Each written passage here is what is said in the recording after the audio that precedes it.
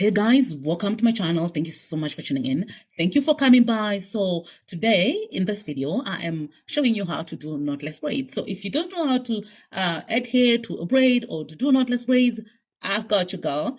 I'm going to show you how to do that today. So obviously I'm using a Natural Organics Leave-In Conditioner to moisturize the hair. I've just washed this hair, so it is quite clean. I normally work on clean hair. It's just so much easier that way. And obviously for hygiene purposes, I prefer working on clean hair. So this is the same hair that was very short in 2020 and now it is this long. So it is growing and I'm so glad about that. And she never thought that her hair can actually grow to this length. And she always thought that her hair is very thin and she's surprised by the thickness actually. So the thickness is improving and the length is improving as well. So I'm glad about that. Okay, so I'm doing jumbo knotless braids. One, so that I can show you how to do it. And I'm also going to use platinum or gray hair. That way you can see much easier what I will be doing. Okay, so for the parts, actually I changed later on. I was using Jabustone and Dax because the hair normally doesn't take well to Dax. It was becoming slippery as well because she's got very slippery hair. I'm going to be showing you how to add hair from different angles, so make sure that you watch until the end, especially if you don't get it the first time. Don't worry, I'm going to show you exactly what I do from different angles. Okay, so when I start the braid, I braid once and then I start adding hair already, especially for these jumbo braids. Why? Because I want them to start very close to the root. So I braid once and then I start adding hair. I'm right-handed, so I hold with my left hand and add hair with my right hand. I braid once every time I add hair. I like these jumbo braids because you can also do bantu knots with them, especially if you don't want them to be hanging, you can do bantu knots as well.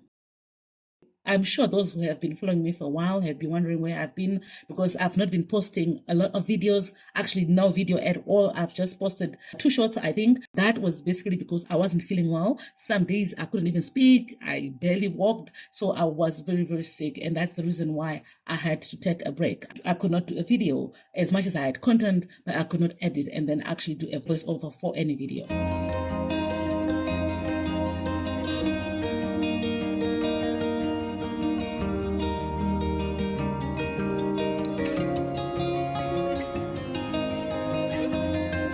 So from this angle, so I just take hair once. Let me just brush that one in so that it's as neat as possible. And then I add hair like that.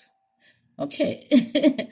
And then braid once and then add hair. And when I'm taking hair, I am taking it like that. And then I fold it in my hand over my forefinger like so. And then put my thumb under the hair so that I can create a wedge like I can create an opening where my left hand is going to grab the hair.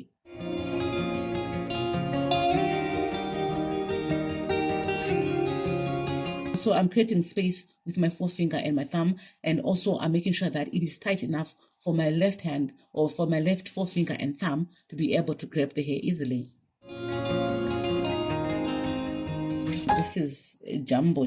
These are jumbo braids, like, guys. Okay, and yeah, I'm going to be doing a lot more of these videos where I'm teaching you a skill from real basics, especially if you don't know how to do that particular technique. Then I'm going to be doing a lot of videos like this, and these are the ones that are going to be in my members only division. So if you are not a member yet and you'd like to learn a few skills when it comes to styling hair, make sure that you join my membership, you become a member, and so that I can be able to teach you some of these skills. So from this angle, you can see that I'm using my forefinger and my thumb from the right hand to create a tight wedge. So I braid once, and then I grab the hair with my right hand, and then pull it apart like that so that I can create space for my left hand to grab the hair.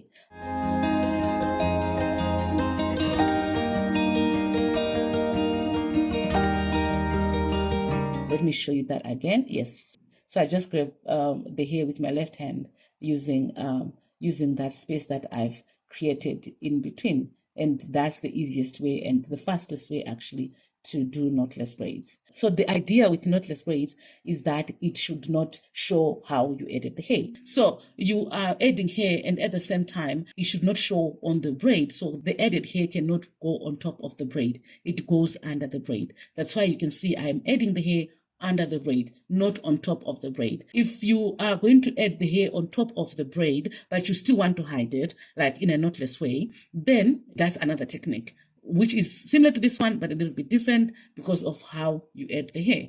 I'm going to show you in another video on how you can do that, but otherwise it basically produces the same results. Guys, I'm struggling because I haven't done this in a while. Like, I last posted a proper video in, I think in April, end of April. So yeah, it has been quite a difficult time for me, and I'm still healing. Otherwise, thank you so much for watching. If you're not subscribed, make sure you subscribe and hit the notification button so that you don't miss any of the videos that I post on this channel. And if you like what you see, if you love learning new techniques or old techniques on how to do things, how to style African hair, then there are a lot more videos on this channel that you can actually watch, and they're going to help you to learn a skill or two when it comes to styling natural hair. Thank you so much for watching. I will see you guys in the next video. God bless you. So if you can see on the hairline, I use Jabberstone, and it doesn't exactly sink into her hair. It just produces some whitey stuff, and I don't like that. At that point, I was just thinking, let me use Jabberstone on its own. But yeah, a bad idea. Anyways, thank you so much for watching. I will see you guys in the next video. Go on, watch another video on my channel. God bless you. Bye.